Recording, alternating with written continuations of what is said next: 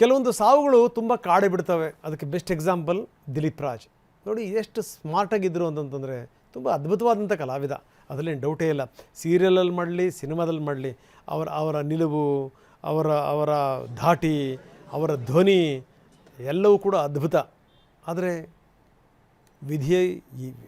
ವಿಧಿಯ ಆಟ ಏನಿರುತ್ತೋ, ಎಂಥ ಸ್ಥಿತಿ ನೋಡಿ. ಈಗ ಚಿತ್ರರಂಗದಲ್ಲಿ ಶೋಕದ ವಾತಾವರಣ ಇದೆ.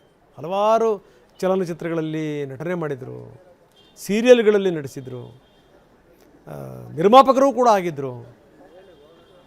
ಯಾವಾಗಲೂ ಇವರು ನೋಡಿದ್ರೆ ನನಗೆ ಅನಿಸ್ತಾ ಇತ್ತು, ದಿಲೀಪ್ ರಾಜನ್ನ ಯಾಕೋ ಸರಿಯಾಗಿ ಬಳಸ್ಕೊಳ್ಳೇ ಇಲ್ಲ ಚಿತ್ರರಂಗ ಅಂತ ಅನ್ಕೋತಾ ಇದ್ದೆ ನಾನು. ನೋಡಿ ಎಂಥ ಸ್ಥಿತಿ. ಅವ್ರಿಗೆ ಈ ಕಡೆಗಣಿಸಬಾರ್ದು ನೋಡಿ ಏನಾದರೂ ಆರೋಗ್ಯವನ್ನು. ನಾವು ಅಪ್ಪು ಅವರ ಸಾವಿನಿಂದ ಕಲ್ತಿರುವಂಥ ಪಾಠ ಏನು ಹೇಳಿ, ಇದನ್ನು ಕಲಿಬೇಕು. ಫಸ್ಟು ನೆಗ್ಲೆಕ್ಟ್ ಮಾಡಬಾರ್ದು. ವರ್ಷಕ್ಕೊಂದು ಸರಿ ನೀವು ಮಾಸ್ಟರ್ ಚೆಕಪ್ಪನ್ನು ಮಾಡಿಸ್ಕೋಬೇಕು. 40 ಆದಮೇಲಿಂದ ಅಂತೂ, ಇವಾಗಂತೂ ಬಿಡಿ, 20, 25 ವರ್ಷ, 30 ವರ್ಷದವರೇ ಸಾಯ್ತಾ ಇದ್ದಾರೆ. ವರ್ಷಕ್ಕೊಂದು ಸರಿ ಸರಿಯಾದ ರೀತಿಯಲ್ಲಿ ಪರೀಕ್ಷೆಗಳಾಗಬೇಕು. ಅವರಿಗೆ ನಿನ್ನೆ ರಾತ್ರಿನೇ ಹಂಗೆ ಅನಿಸಿದೆ, ಯಾಕೋ ಎದೆನೋವಿದೆ. ಸ್ಮಾರ್ಟ್ ವಾಚಲ್ಲಿ ನೋಡಿದ್ದಾರೆ, ಅದು ನಾರ್ಮಲ್ ಅಂತ ತೋರಿಸ್ತಂತೆ ECGನ. ಸುಮ್ಮನಾದರು. ಆಮೇಲೆ ಏನೋ ಕಾಡಿರ್ಬೇಕು ಅವ್ರಿಗೆ. ಬೆಳಗ್ಗೆಗೆ ಅಪಾಯಿಂಟ್ಮೆಂಟ್ ಕೂಡ ತಗೊಂಡ್ರು. ಆದರೆ ನೋಡಿ, ಈ ಡಾಕ್ಟ್ರನ್ನ ಭೇಟಿ ಮಾಡೋಕ್ಕಿಂತ ಮೊದಲೇ ಅವರ ಪ್ರಾಣ ಪಕ್ಷಿ ಹಾರು ಹೋಯಿತು.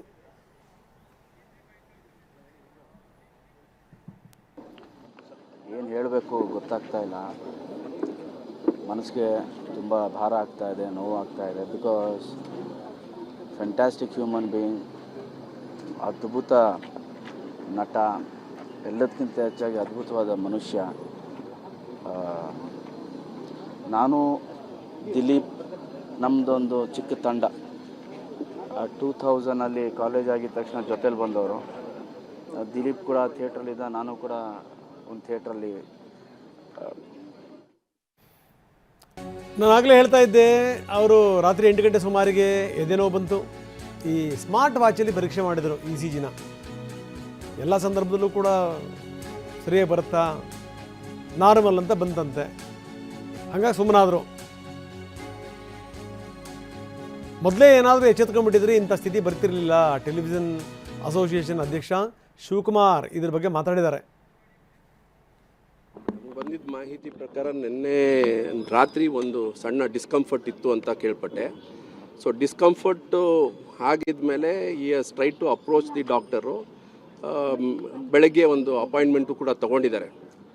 ಸೊ ನನಗೆ ಐ ಓನ್ ಹಾಸ್ಪಿಟಲ್, ನನಗೆ ಇರೋವಂಥ ಒಂದು ಎಜುಕೇಷನಲ್ಲಿ ಈಗ ECG ಮತ್ತು ಏನೇ ECG ಮಾಡಿದ್ರೂ ಇಮ್ಮಿಡಿಯೇಟಾಗಿ ಯಾವುದೇ ಆ ಥರ ಆತಂಕ ಇದ್ದರೂ you need to rush to the hospital ಅಥವಾ ಕ್ಲಿನಿಕ್ ಹತ್ರಕ್ಕೆ ಹೋಗಬೇಕಾಗತ್ತೆ. ಏನಾಗುತ್ತೆ, ನಾಳೆ ನೋಡೋಣ ಅಂತ ಅದನ್ನು ಮಾಡೋದಕ್ಕೆ ಆಗಲ್ಲ. ಹಾರ್ಟ್ ಅಟ್ಯಾಕ್ ಯಾವಾಗಲೂ ಒಂದು ಸೂಚನೆ ಕೊಡುತ್ತೆ. ECG is not a reference. ಇವಾಗೆಲ್ಲ ಟೆಕ್ನಾಲಜಿ ಮೊಬೈಲ್ನಲ್ಲೆಲ್ಲ ECGಗಳೆಲ್ಲ ಹಾಕ್ಕೊಂಡಿದ್ದೀವಿ, ಅದು ರೆಫರೆನ್ಸ್ ಅಲ್ಲ. ಇಮಿಡಿಯೇಟಾಗಿ ಎಲ್ಲೇ ಹೋದ್ರೂ ಒಂದು ಟ್ರೋಪೈ ಟೆಸ್ಟ್ ಅಂತ ಮಾಡ್ತಾರೆ. ಟ್ರೋಪೈ ಅಂತ ಟೆಸ್ಟ್ ಅಂತ ಮಾಡಿದಾಗ ಏನಂತ ಇರುತ್ತೆ ಅಂದರೆ, ಹಾರ್ಟ್ ಅಟ್ಯಾಕ್ ಆದಾಗ ಬಾಡಿನಲ್ಲಿ ಒಂದು ಎನ್ಸೈಮ್ಸ್ನ ರಿಲೀಸ್ ಮಾಡುತ್ತೆ. ಅದು ಕೌಂಟ್ ಒಂದು 18 ನಾರ್ಮಲ್ ಇರುತ್ತೆ,